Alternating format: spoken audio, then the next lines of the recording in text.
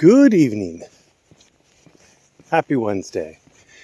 One of the delightful things about living in the country is when you go walking with your dogs, it's dark. It's like actually dark.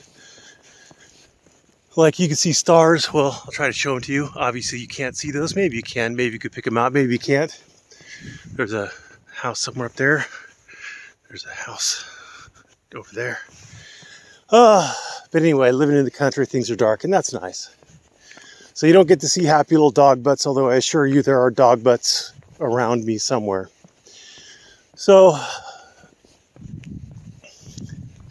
want to talk about the Earl trial. And maybe you guys, all of you people who are firmly entrenched in one camp or the other camp, can maybe pause just for a moment and consider the following. There's a dog. Oop. So, 12 people who didn't know Earl, who haven't been in the First Amendment auditing community, who don't hang out on my Discord or Kate's Discord or anybody's Discord.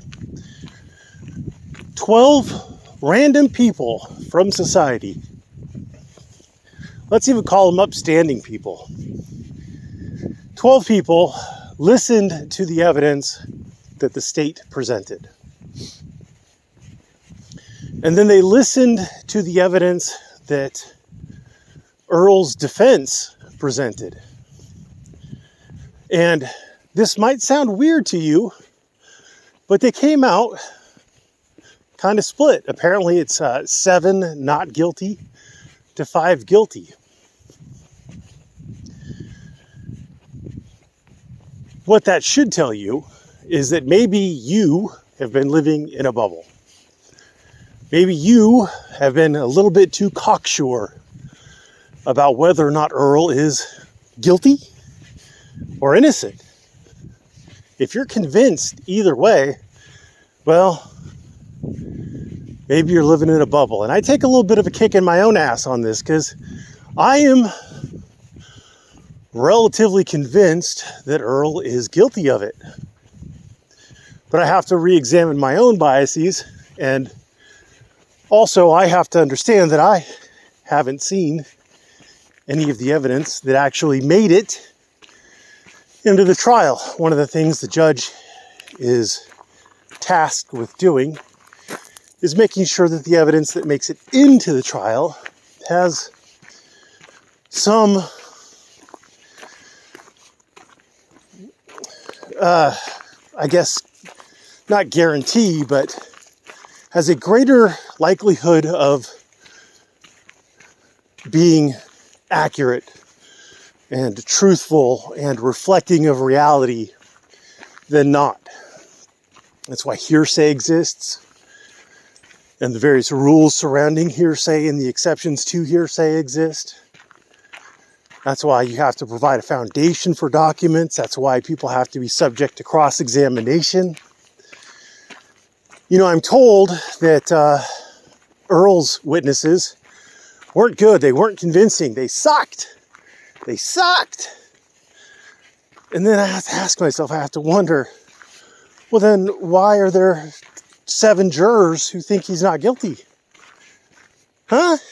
You pause and consider for just a moment who you're getting your information from. Is that person biased?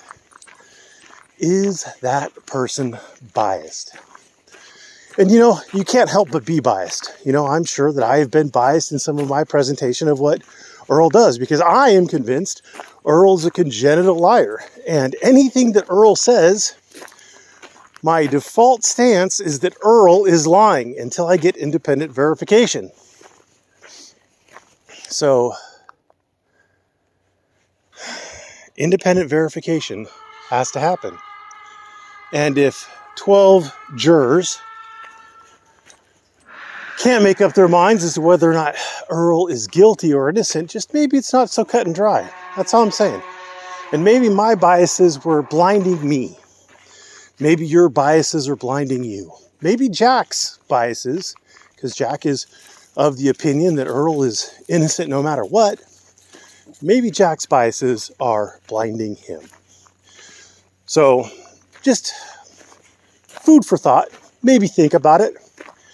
Maybe let it rattle around the old noggin for a minute. That maybe you could be wrong. Maybe you don't know what you think you know. Maybe you're biased. Thanks for watching. Have a great day.